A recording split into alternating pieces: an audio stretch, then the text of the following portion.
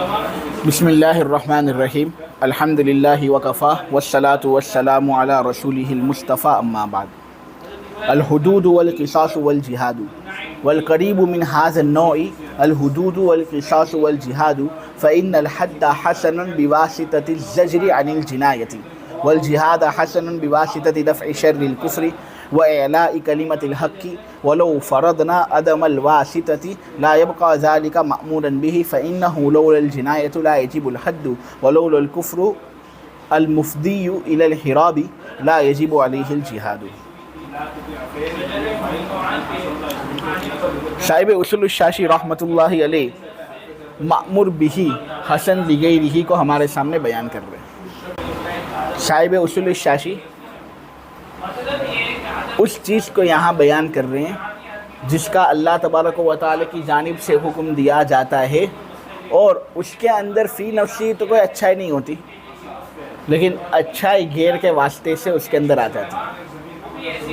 अब मैं आप लोगों के सामने ये बात बयान कर चुका कि मअमूर बिही हसन लिगैरी की दो किस्में। एक मअमूर बिही हसन लिगैरी वो होता है कि उसको अदा करने से गैर अदा नहीं होता। जिस गैर के वास्ते से मअमूर बिही के अंदर खूबी आई है, मअमूर बिही के अदा करने से वो खुद ब खुद अदा नहीं होता, उसको अदा करने के लिए अलहदा से मुस्तकिल अमल करना पड़ता है। जैसे वुज़ू नमाज के लिए और जुमा की अदायगी के लिए शई इलल जुमा। हम देखते हैं कि जुमा की नमाज के वास्ते से शई इलल जुमा के अंदर खैर और खूबी पैदा हुई है, लेकिन क्या शई करने से जुमा की नमाज खुद ब खुद अदा हो जाती है? मअमूर बिही अदा करने से खुद ब खुद जुमा और वास्ता अदा नहीं होता, मकसूद अदा नहीं होता। मकसूद को अलहदा मुस्तकिल तौर पर अदा करना पड़ता है। नमाज के वास्ते की बिना पर वुज़ू के अंदर खैर और खूबी आती है, तो क्या वुज़ू करने से नमाज अदा हो जाती है? नहीं, वुज़ू करने के बाद मुस्तकिल तौर पर नमाज अदा करनी पड़ती है। तो हसन लिगैरिही की दो किस्में। नंबर एक, जिस गैर के वास्ते से मअमूर बिही में खूबी आई है, मअमूर बिही के अदा करने से खुद ब खुद वो अदा न हो, उसको अदा करने के लिए अलहदा अमल करना पड़े। इसका बयान तो आप लोगों के सामने हो चुका, तफसील भी आप लोगों के सामने गुजर चुकी है। आज के सबक में साहिब उसूल शाशी हसन लिगैरी की दूसरी किस्म का बयान शुरू कर रहे हैं, और वो ये है कि जिस गैर के वास्ते से मअमूर बिही में खूबी आई है, जिस गैर के वास्ते से मअमूर बिही में खूबी आई है, मअमूर बिही के अदा करने से खुद ब खुद वो अदा हो जाए, उसको अदा करने के लिए अलहदा से कोई अमल ना करना पड़े। जैसे हुदूद, क़िसास और जिहाद। आप देखें, हुदूद और क़िसास, अगर कोई आदमी नाहक तरीके से किसी दूसरे आदमी को कत्ल कर दे तो क़िसासन उसको कत्ल किया जाएगा ना। अगर कोई आदमी कोई गुनाह का काम करे, मसलन ज़िना कर ले, या ये कि वो शराब पी ले, या ये कि वो चोरी कर ले, तो उन गुनाहों से रोकने के लिए उस पर हद जारी होगी, हद ज़िना जारी होगी, हद शरीका जारी होगी, हद खम्र जारी होगी। हुदूद, क़िसास, जिहाद, ये तीन ऐसे आमाल आप लोगों के सामने बयान किए जा रहे हैं जो मअमूर बिही हैं। अल्लाह ने जिहाद का हुक्म दिया है, अल्लाह ने हुदूद का हुक्म दिया है, अल्लाह ने क़िसास का हुक्म दिया है, ठीक है।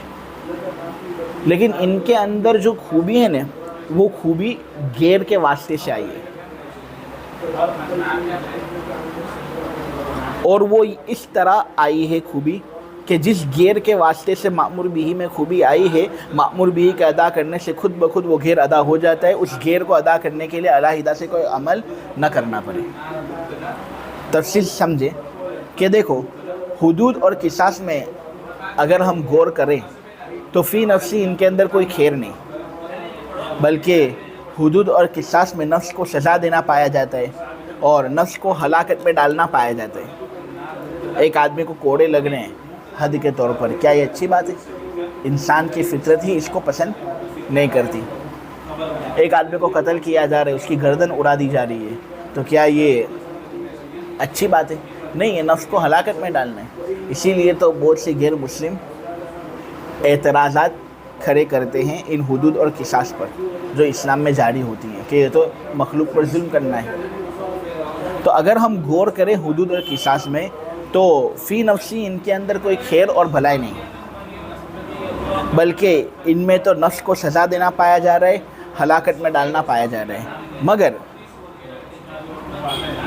हुदूद और किसास के अंदर खूबी आ जाती है।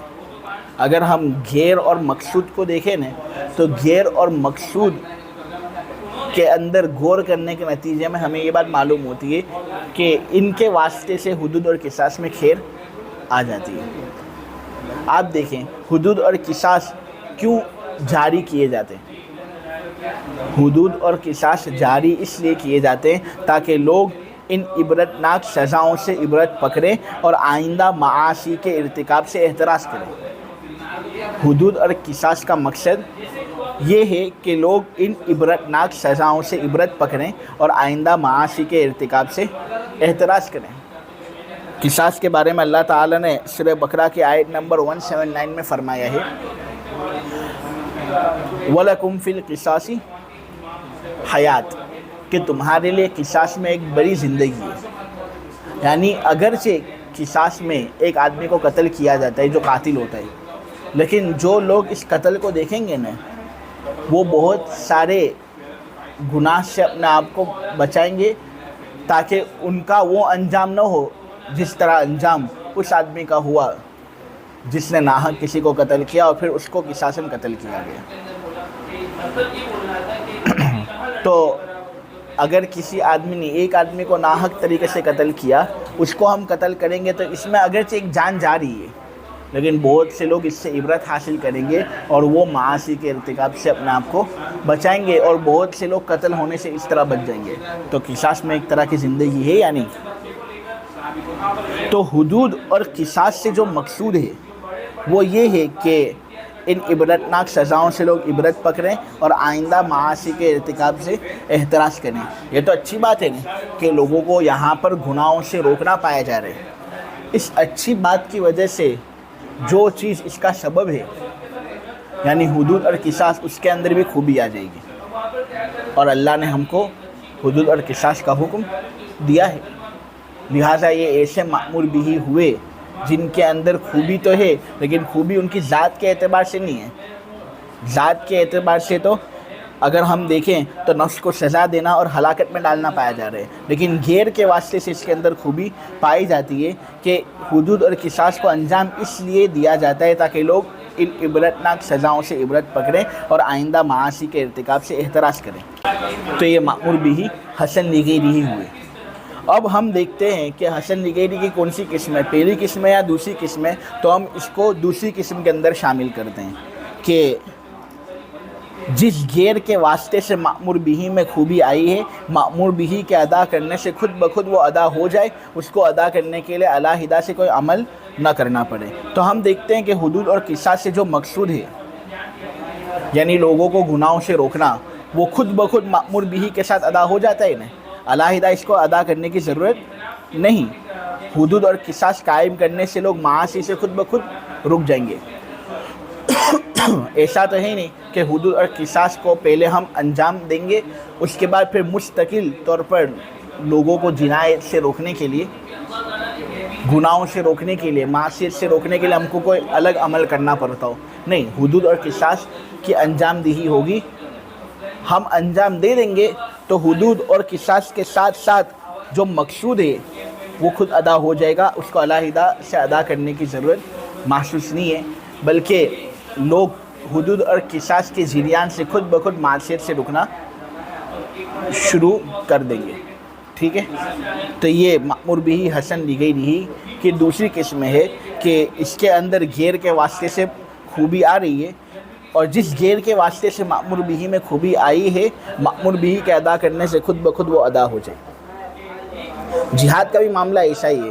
جہاد کا حکم اللہ تبارک و تعالیٰ نے قرآن میں کئی جگہوں پر دیا ہے. احادیث نبویہ صلی اللہ علیہ وسلم کے اندر بھی جہاد کا امر موجود ہے. تو جہاد جو ہے یہ مأمور بھی ہے، اس کو کرنا ضروری ہے. اب اس کے اندر خود فی نفسی ہی کوئی حسن اور کوئی خوبی نہیں. ہم دیکھتے ہیں کہ جہاد کے اندر تو کیا ہوتا ہے، بندوں کو سزا دینا پایا جاتا ہے، مال چھیننا، غارت کرنا پایا جاتا ہے، بستیوں کو برباد کرنا پایا جاتا ہے، لوگوں کو ہلاک کرنا پایا جاتا ہے. آپ سمجھے؟ حالانکہ روایت ہے ایک جس کو امام رازی نے التفسیر الکبیر کے اندر بیان کیا ہے، الآدمی بنیان الرب ملعون من ہدم بنیان الرب، کہ ایک انسان رب کی عمارت ہوتی ہے، لعنت ہے اس آدمی پر جو رب کی عمارت کو گرائے. یعنی انسان کو تکلیف پہنچانا اچھی بات نہیں. یہ روایت جو ہے اگرچہ امام رازی نے تفسیر الکبیر کے اندر اس کو بیان کیا ہے، لیکن امام ذیلعی نے تخریج الکشاف کے اندر اس روایت کو بہت زیادہ غریب کہا ہے. یعنی بہت انوکھی روایت ہے، عام طور پر یہ روایت محدثین کو ملتی نہیں ہے. امام رازی نے اس کو بیان کر دیا لیکن عام طور پر یہ روایت محدثوں کو ملتی نہیں ہے. سورہ مائدہ کے آیت نمبر 32 میں بھی یہ ارشاد ہے کہ من قتل نفسا بغیر نفس او فساد فی الارض فکأنما قتل الناس جميعا، کہ جو آدمی کسی دوسرے آدمی کو قتل کرتا ہے، انسانی جان کو وہ ناحق چھین لیتا ہے، یہ ایسا ہی جیسا کہ اس نے پوری انسانیت کو قتل کیا.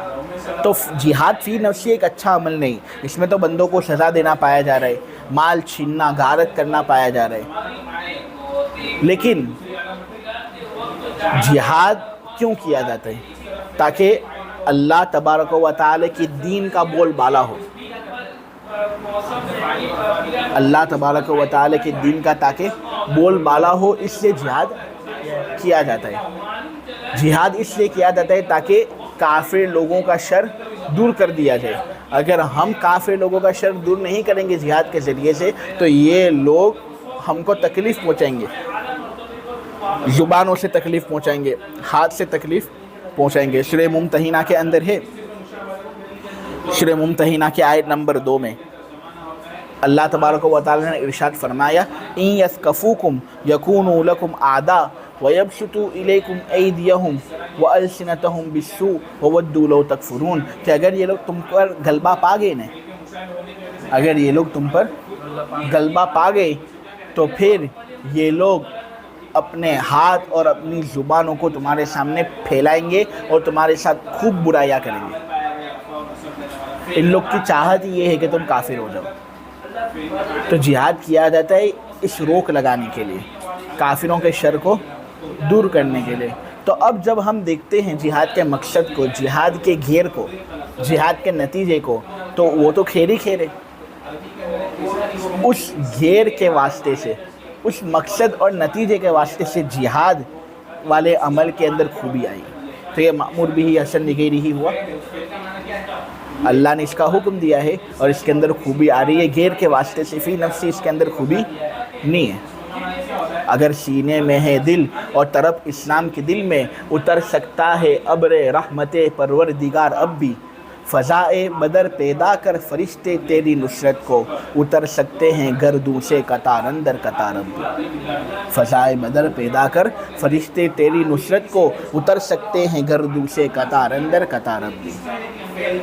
اگر سینے میں ہے دل اور طرف اسلام کے دل میں اتر سکتا ہے ابر رحمت پروردگار اب بھی، فضائے بدر پیدا کر فرشتے تیری نصرت کو اتر سکتے ہیں گردوں سے قطار اندر قطار اب بھی.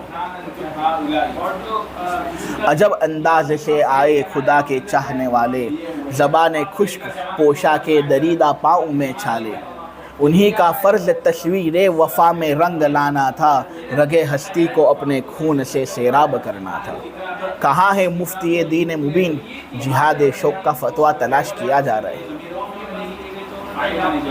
تو محافظ ہے اگر مذہب کے عز و جاہ کا، تو محافظ ہے اگر مذہب کے عز و جاہ کا، عزم کر لے اب جہاد فی سبیل اللہ کا. اٹھ کے بیڑا غرق کر دے تو ہر ایک گمراہ کا، سر کچل دے بر کے ہر اسلام کے بدخواہ کا. تو جہاد مأمور بھی ہے، فی نفسی اس میں کوئی اچھا نہیں، لیکن اس کا جو نتیجہ ہے، نتیجہ اچھا ہے، اس کی وجہ سے اس کے اندر حسن آ رہا ہے، یہ حسن لغیری ہوا۔ اب حسن لغیری کی پہلی قسم ہے یا دوسری قسم ہے، تو ہم دیکھتے ہیں کہ جس غیر کے واسطے سے جہاد میں خوبی آ رہی ہے، جہاد کے ادا کرنے سے خود بخود وہ غیر اور مقصود ادا ہو رہا ہے یا نہیں، تو ہم دیکھتے ہیں خود بخود ادا ہو رہا ہے۔ مقصود کو ادا کرنے کے لیے علیحدہ سے کوئی عمل کرنا نہیں پڑتا، جہاد کریں گے، اسلام کا بول بالا ہوگا، حق کا بول بالا ہوگا، انصاف کا بول بالا ہوگا۔ جہاد کریں گے،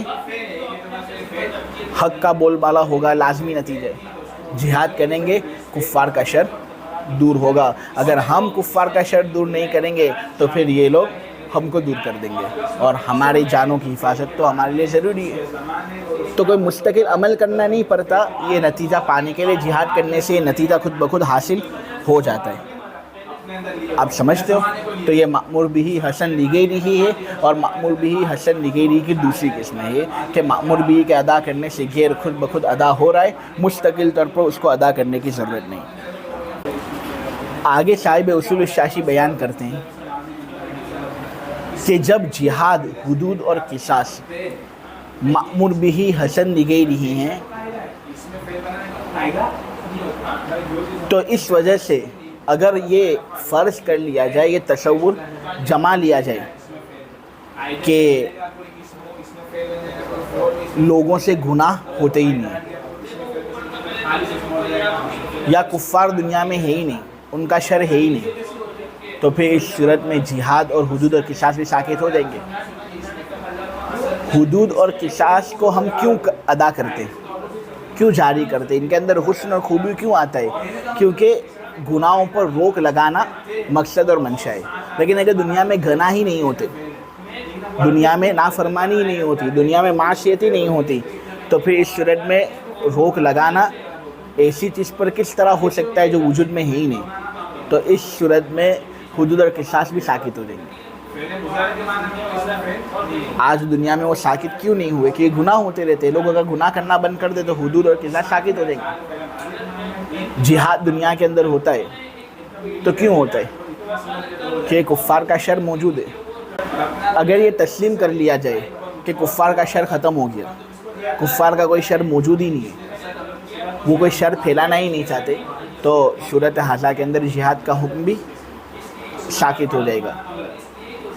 یہ وہ بات تھی اور وہ مضمون تھا جو صاحب اصول الشاشی اس پیراگراف کے اندر سمجھانا چاہتے ہیں۔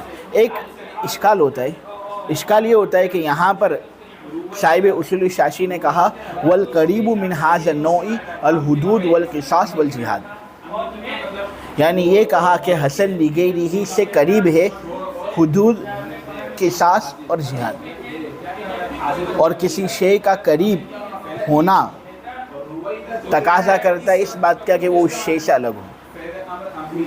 کسی شے کا قریب ہونا کسی چیز سے تقاضا کرتا ہے اس بات کا کہ وہ چیز اس چیز سے الگ ہے۔ تو یہاں پر جب یہ بات کہی گئی کہ حدود، قصاص اور جہاد حسن لغیری سے قریب ہیں، معلوم ہوا وہ حسن لغیری نہیں ہے۔ حالانکہ ابھی میں نے آپ لوگوں کے سامنے یہ بات بیان کی کہ حدود، قصاص اور جہاد جو ہیں وہ حسن لغیری ہی ہیں۔ حسن لغیری کی دو قسموں میں سے دوسری قسم ہے کہ جس کے اندر وہ غیر جس کے واسطے سے مأمور بھی کے اندر خوبی آئی ہے، مأمور بھی کے ادا کرنے سے وہ غیر خود بخود ادا ہو جاتا ہے، مستقل طور پر اس کو ادا کرنے کی ضرورت نہیں۔ ٹھیک ہے؟ تو اشکال ہوتا ہے کہ کسی چیز کا قریب ہونا کسی چیز سے وہ تقاضا کرتا ہے اس بات کا کہ وہ اس چیز کا غیر ہو۔ تو یہاں پر تو یہ بات بتائی گئی کہ حدود، قصاص اور جہاد حسن لغیری سے قریب ہیں، معلوم ہے وہ حسن لغیری سے الگ ہی۔ حسن لغیری سے الگ ہوں گے تو پھر کیا ہوگا؟ ان کے اندر حسن لعینی ہی ہوگا، حسن بنفسی ہی ہوگا۔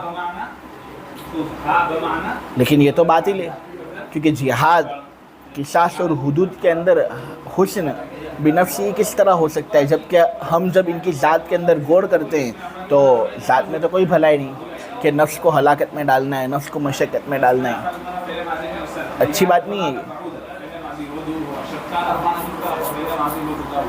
تو جب یہ حسن بنفسی ہی نہیں ہے تو اس کو حسن لغیری کہنا چاہیے، لیکن یہاں پر یہ بات کہی جا رہی ہے کہ یہ قسم حسن لغیری سے قریب ہے۔ اب جب یہ چیز حسن لغیری سے قریب ہوگی تو یہ حسن لغیری مکمل طور پر ہوگی نہیں، حالانکہ ابھی یہ بات آپ کے سامنے آ چکی کہ یہ حسن لغیری کی دوسری قسم ہے اور اس پر حسن لغیری کا اطلاق ہوگا۔ تو جواب یہاں پر یہ ہے کہ مصنف کے لیے بہتر یہ تھا کہ وہ عبارت اس طرح ذکر کرتے، وَكَذَلِكَ الْحُدُودُ وَالْقِصَاصُ وَالْجِهَادُ وَالْقَرِيبُ مِنْ هَذَا النَّوْعِ والی عبارت جو انہوں نے ذکر کی نا، یہ ذرا محل نظر معلوم ہوتی ہے۔ بہتر یہ ہوتا کہ وہ وَكَذَلِكَ الْحُدُودُ وَالْقِصَاصُ وَالْجِهَادُ جیسی عبارت ذکر کرتے، لیکن اس طرح انہوں نے عبارت ذکر کر دی تو اس کی تعویل اور توجیہ بھی ممکن ہے۔ دراصل یہاں پر صاحب اصول الشاشی اس بات کا انکار نہیں کر رہے کہ حدود، قصاص اور جہاد یہ حسن لغیری ہی ہے، اقرار تو ہے کہ یہ حسن لغیری ہے، اس بات کا انکار نہیں ہو رہا۔ بس قریب والی جو اصطلاح انہوں نے استعمال کی نا، وہ یہ فرق بتانے کے لیے ہے کہ دیکھو حسن لغیری کے اندر اصل یہ ہے کہ مأمور بہ کے ادا کرنے سے غیر اور مقصود ادا نہ ہوتا ہو، بلکہ علیحدہ طور پر اس کو ادا کیا جاتا ہو۔ چونکہ حدود، قصاص اور جہاد یہ ایسے حسن لغیری ہی ہے کہ مأمور بہ کے ادا کرنے سے مقصود ادا ہو جاتا ہے، خود بخود ادا ہو جاتا ہے، علیحدہ طور پر اس کو ادا کرنے کی زحمت نہیں کرنی پڑتی۔ تو یہ اصل والی قسم سے تو الگ ہے نا، تو اس لیے یہ تعبیر استعمال کی گئی، ورنہ یہ حسن لغیری ہی ہے، اس میں کوئی شک نہیں۔ حسن بنفس ہی اس کو کہنا یہ تو بالاجماع باطل ہے۔ ترجمہ کر لیتے ہیں، حدود، قصاص اور جہاد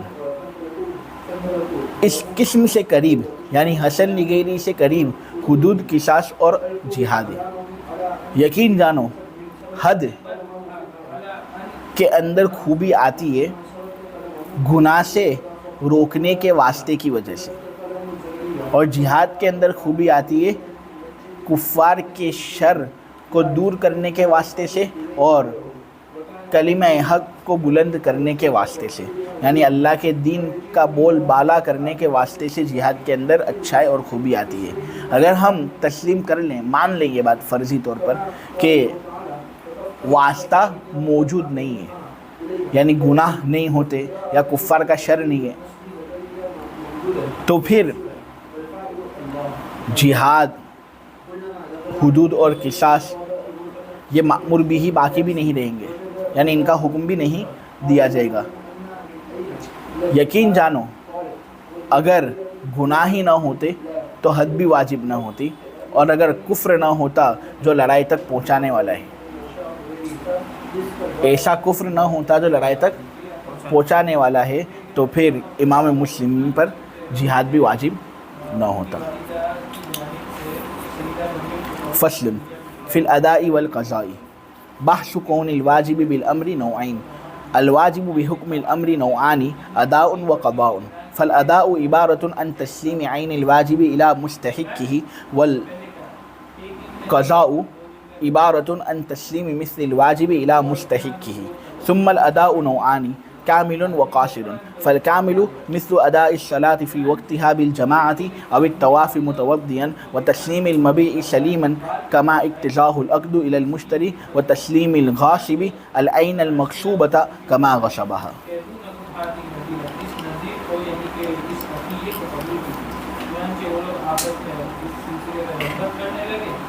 اس فصل کے اندر صاحب اصول الشاشی امر کی دو قسم ادا اور قضا کو بیان کریں گے، اور اس کے بعد پھر یہ بات بتائیں گے کہ ادا کی دو قسمیں ہیں، ایک قسم کامل اور ایک قسم قاصر۔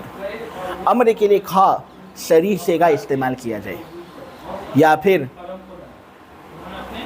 ایسا صیغہ استعمال کیا جائے جو امر کے معنی میں صریح تو نہیں لیکن امر کے معنی اس سے مطلوب ہو، تو پھر اس کی دو قسمیں ہیں، ایک تو ادا اور ایک قضا۔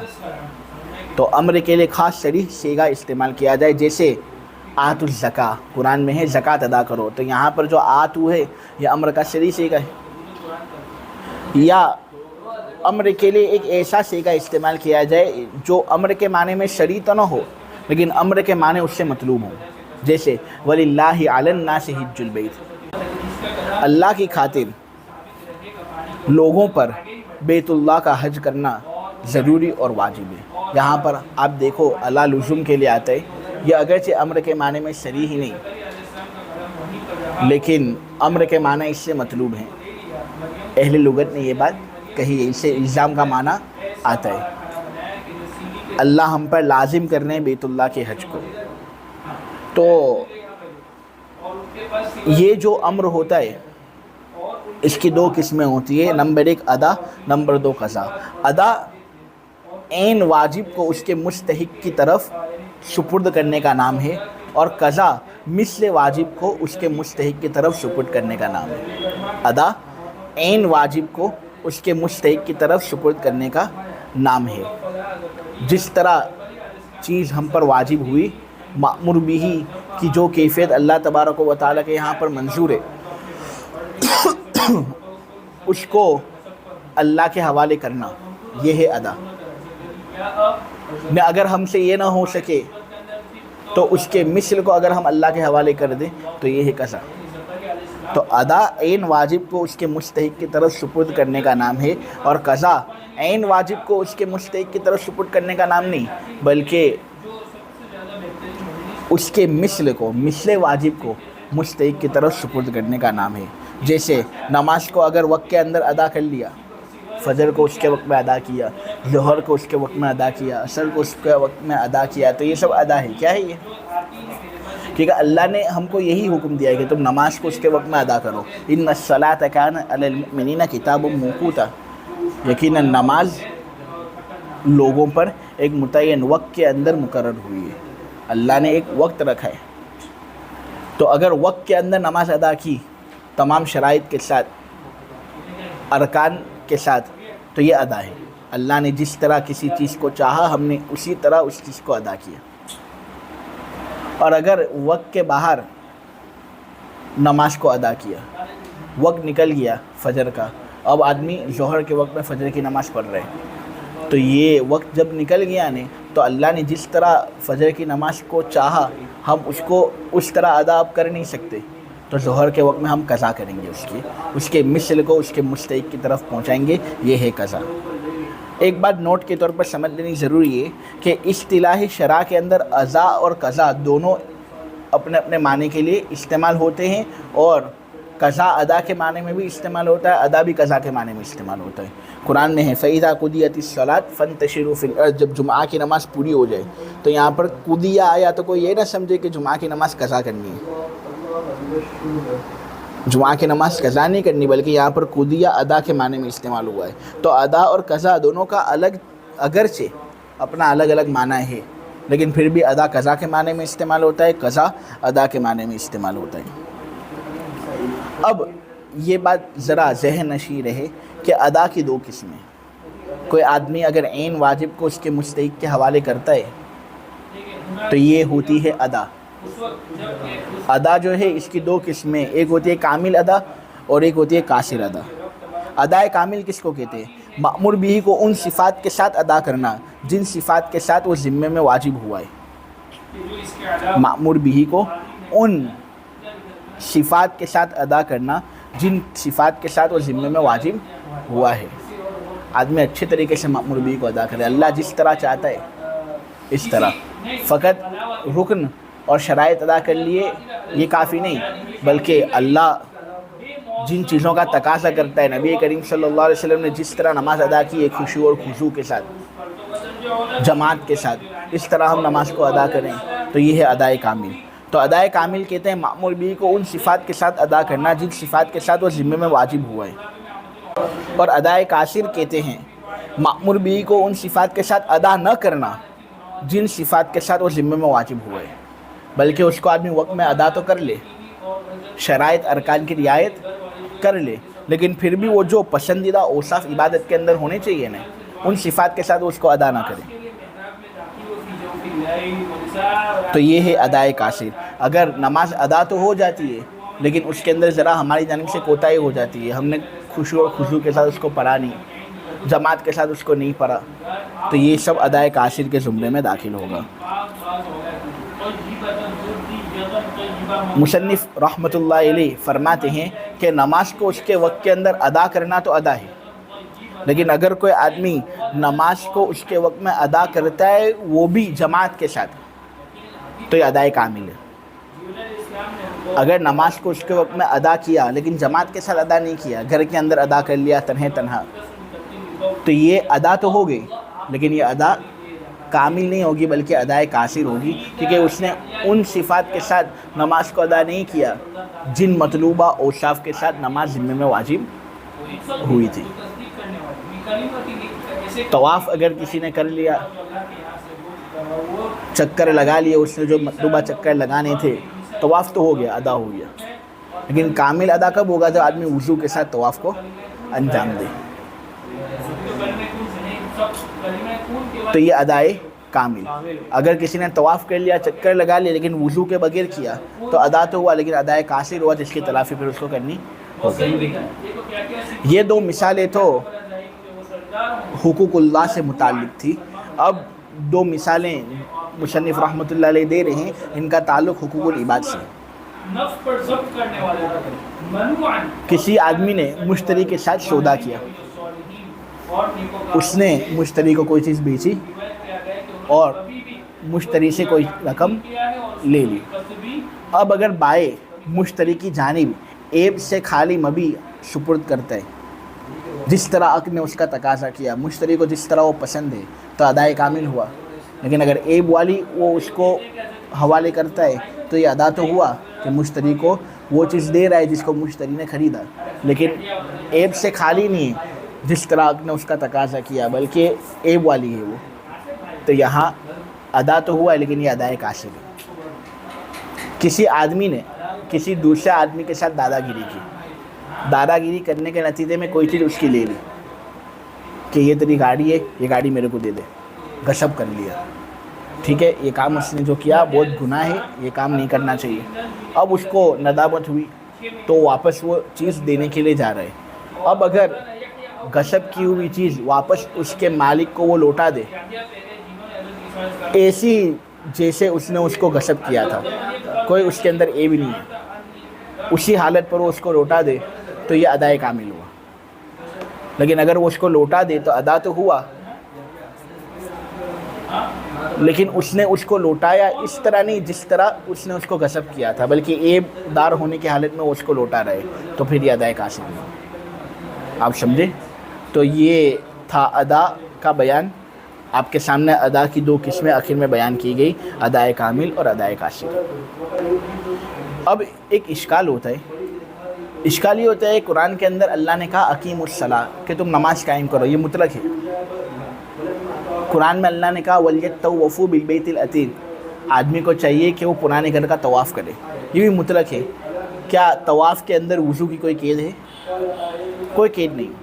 اقیم الصلاۃ نماز قائم کرو، کیا اس کے اندر جماعت کی کوئی قید ہے؟ کوئی قید نہیں۔ تو اگر آدمی نماز قائم کر لیتا ہے تنہا جماعت کے بغیر، طواف کر لیتا ہے وضو کے بغیر، تو یہ بھی ادائے کامل ہونا چاہیے، لیکن ہم اس کو ادائے قاصر کہہ رہے ہیں، حالانکہ آیت نے تو اسی بات کا تقاضا کیا ہے۔ ہم کہتے ہیں یہ آیتیں جو ہیں مجمل ہے، وَلْيَطَّوَّفُوا بِالْبَيْتِ الْعَتِيقِ مجمل ہے، اسی طرح اقیم الصلاۃ بھی مجمل ہے۔ بہت ساری احادیث اور نصوص ایسی ہیں جو ہمیں یہ بات بتا رہی ہیں کہ ان کے اندر کامل صفت کب آتی ہے۔ آپ دیکھتے ہو کہ ترمذی کے اندر حضرت عبداللہ ابن عباس کی روایت ہے جس میں نبی کریم صلی اللہ علیہ وسلم نے یہ بات کہی، طواف بالبیت کالصلاۃ، بیت اللہ کا طواف کرنا نماز کی طرح ہے۔ ترمذی میں حضرت عبداللہ ابن عباس کی روایت ہے جس میں نبی کریم صلی اللہ علیہ وسلم کا یہ ارشاد موجود ہے کہ بیت اللہ کا طواف کرنا نماز کی طرح ہے۔ اب نماز کے لیے وضو ضروری ہے، تو اس طرح بیت اللہ کے طواف کے لیے بھی وضو ضروری ہوگا، ٹھیک ہے۔ تو یہ جو نص ہے نا، اس نص سے ہم کو یہ بات معلوم ہوئی کہ طواف کے اندر کمال درجہ کیا ہے، اس لیے ہم نے کہا کہ وضو کے حالت میں طواف کیا تو یہ ادائے کامل، نہ بغیر وضو کے طواف کیا تو یہ ادائے قاصر۔ نماز کے باب میں بھی اجمال ہے، بہت سی احادیث سے یہ بات معلوم ہوتی ہے کہ نماز ادا کرنا جماعت کے ساتھ یہی کمال درجہ ہے۔ مسلم کے اندر حضرت ابو ہریرہ کی یہ روایت ہے کہ نبی کریم صلی اللہ علیہ وسلم نے یہ بات کہی تھی کہ میں اللہ کی قسم کھاتا ہوں، میرا جی چاہتا ہے کہ میں لکڑیاں جمع کروں اور لکڑیاں جمع کر کے میں ان لوگوں کے پاس جاؤں جنہوں نے نماز ادا نہیں کی جماعت کے ساتھ، اور میں ان کے گھروں کو جلا دوں اور ان کو بھی جلا دوں اس حال میں کہ وہ اپنے گھروں کے اندر موجود ہیں۔ مسلم کے اندر حضرت ابو ہریرہ کی روایت ہے کہ نبی کریم صلی اللہ علیہ وسلم نے یہ بات کہی کہ میں اللہ کی قسم کھاتا ہوں، جی تو یہ چاہتا ہے کہ میں مؤذن کو کہوں کہ وہ اذان دے، کچھ لوگوں کو متعین کر لوں کہ تم جماعت کے ساتھ نماز پڑھ لو، ان میں سے ایک کو امام مقرر کر لوں، اور پھر میں لکڑیاں لے کر جاؤں اور ان لوگوں کے گھر جلا دوں ان کے سمیت جنہوں نے نماز جماعت کے ساتھ ادا نہیں کی۔ اس سے کیا بات معلوم ہوتی ہے کہ جماعت کے ساتھ نماز ادا کرنا بہت ضروری ہے۔ اس آدمی سے بڑا بدبخت کون ہوگا جو جماعت کے ساتھ نماز ادا نہ کرتا ہو، کہ نبی کریم صلی اللہ علیہ وسلم دھمکی دے رہے کہ تمہارا گھر تمہارے سمیت ہی جلا دوں گا، میرا جی یہ چاہتا ہے۔ دارقطنی، حاکم، بیہقی کے اندر ایک روایت ہے جس روایت کے اندر ہے لا صلاۃ لجار المسجد الا فی المسجد، کہ مسجد سے جو آدمی قریب رہتا ہو اس طرح کے وہ اذان کی آواز بھی سن سکے، اس کی نماز ہوتی نہیں ہے مگر مسجد میں۔ یہیں جماعت کے ساتھ نماز ادا کرنا کتنا ضروری ہے، اس حدیث سے بھی یہ بات معلوم ہوتی ہے۔ ہاں لیکن یہ حدیث ایسی ہے کہ اس پر محدثین نے ضعیف ہونے کا حکم لگایا ہے، کہا یہ حدیث ضعیف ہے، لیکن پھر بھی معنی جو اس کا ہے وہ ثابت ہے، کئی صحیح نصوص سے اس کا معنی ثابت ہو رہا ہے، لہٰذا اس حدیث کا اعتبار ہوگا۔ بخاری کے اندر حضرت ابو سعید خدری رضی اللہ تعالیٰ عنہ کی روایت ہے کہ جس میں نبی کریم صلی اللہ علیہ وسلم نے یہ بات کہی کہ جو نماز جماعت کے ساتھ ادا کی جاتی ہے نا وہ 25 گنا زیادہ افضل ہوتی ہے اس نماز سے جو آدمی تنہا پڑھتا ہے۔ بخاری کے اندر حضرت عبداللہ ابن عمر کی روایت ہے جس میں نبی کریم صلی اللہ علیہ وسلم نے یہ بات کہی کہ وہ نماز جو جماعت کے ساتھ ادا کی جاتی ہے وہ 27 گنا زیادہ افضل ہوتی ہے اس نماز سے جو آدمی تنہا پڑھتا ہے۔ اس سے یہ بات معلوم ہوتی ہے کہ نماز جب جماعت کے ساتھ ادا کی جائے تو یہ ہے کمال، اس لیے ہم نے اس کو ادائے کامل کہا، اور اگر کوئی آدمی تنہا نماز پڑھ لے تو یہ ادائے کامل نہیں ہوگا، ادا تو ہو جائے گی لیکن ادائے قاصر ہوگا یہ۔ اس سے جماعت کا اہتمام آدمی کو بہت زیادہ کرنا چاہیے۔ خلاصہ یہ ہے کہ اقیم الصلاۃ اور ولیطوفوا بالبیت العتیق والی آیتیں اگرچہ مطلق ہیں اور مطلق کو ہم اس کے اطلاق پر ہی رکھیں گے، لیکن ساتھ ساتھ ہم کو اس کا اجمال بھی دیکھنا ہے، لہٰذا طواف کر لینے سے طواف ادا ہو جائے گا، خواہ وضو کے ساتھ طواف کرے یا بلا وضو طواف کرے، فی نفسی طواف تو ادا ہو جائے گا۔ نماز کو تم جماعت کے ساتھ ادا کرو یا بغیر جماعت کے نماز کو ادا کرو، نماز کی ادائیگی تو ہو جائے گی، کیونکہ کتاب اللہ کا مطلق اس بات کا تقاضا کرتا ہے۔ لیکن فی نفسی ہی ان آیتوں کے اندر اجمال ہے، اس اجمال کی توضیح اگر کسی دوسری نص سے ہوتی ہے تو پھر ہم کامل اور قاصر کو اس لحاظ سے متعین کریں گے۔ ہم نے دیگر نصوص کے اندر غور کیا، ہم کو پتہ چلا کہ نماز کو جماعت کے ساتھ ادا کرنا کمال ہے، اس لیے ہم نے اس کو ادائے کامل کہا، اور نماز کو بغیر جماعت کے ادا کرنا قاصر ہے، اس لیے ہم نے اس کو قاصر کہا۔ نصوص سے ہمیں یہ بات معلوم ہوئی، صحیح نصوص، طواف بالبیت کالصلاۃ، یہ صحیح نص ہے۔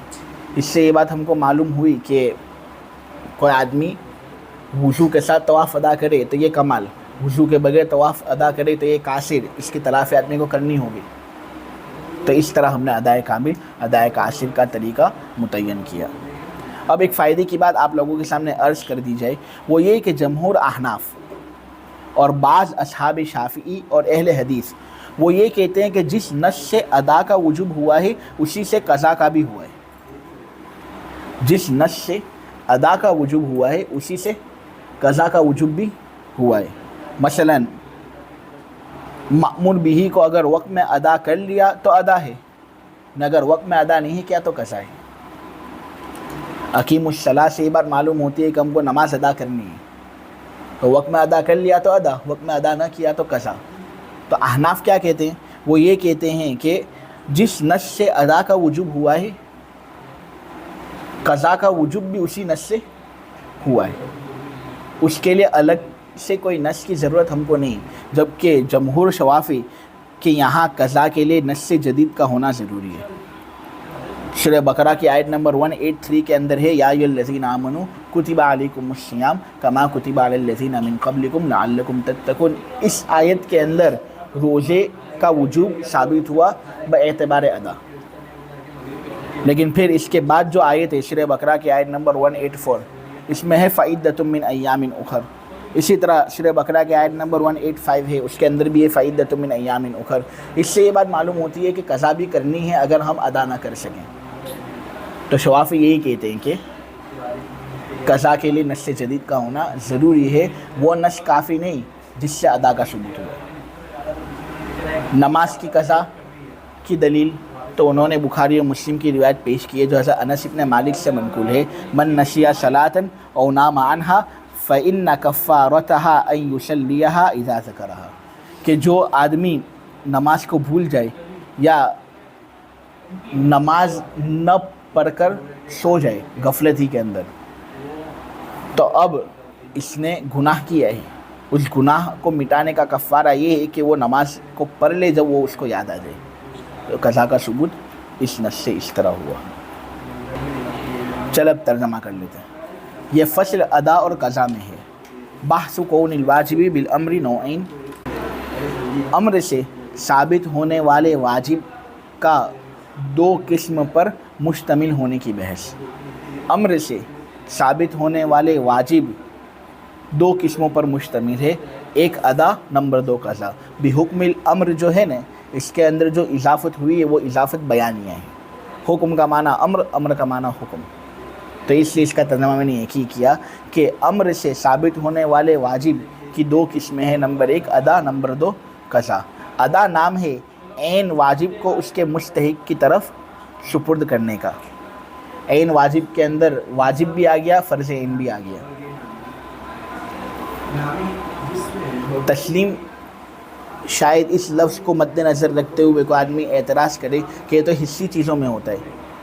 ایک چیز کو دوسرے کے حوالے کرنا حصی طور پر، اس کو کہتے ہیں تسلیم. ہم دیکھتے ہیں کہ ہم جب نماز ادا کرتے ہیں تو اللہ تبارک و تعالی کو جو ہم یہ مأمور بھی تسلیم کر رہے ہیں یہ حصی طور پر نہیں ہوتا بلکہ عرضی طور پر ہوتا ہے. تو یہاں تسلیم کا معنی وہ حصی سپردگی نہیں بلکہ یہاں تسلیم بمعنی ادائیگی ہے. عدم سے کسی چیز کو وجود میں لانا، یہ یہاں تسلیم سے مراد ہے. قضا مثل واجب کو اس کے مستحق کی طرف سپرد کرنے کا نام ہے، اس کی ادائیگی کا نام ہے. پھر ادا کی 2 قسمیں، نمبر 1 کامل، نمبر 2 قاصر. کامل تو اس کی مثال نماز کو اس کے وقت میں ادا کرنا جماعت کے ساتھ یا طواف کرنا وضو کی حالت میں. یہ دونوں حقوق اللہ کی مثال تھی. اب حقوق العباد کی 2 مثالیں پیش کر رہے ہیں. مشتری کی جانب عیب سے خالی جیسا کہ اس کا تقاضا حق نے کیا مبی کو حوالے کرنا، اور غاصب کا غصب شدہ چیز کے عین کو جیسا اس نے غصب کیا تھا اس طرح واپس کرنا. یہ ادائے کامل ہے.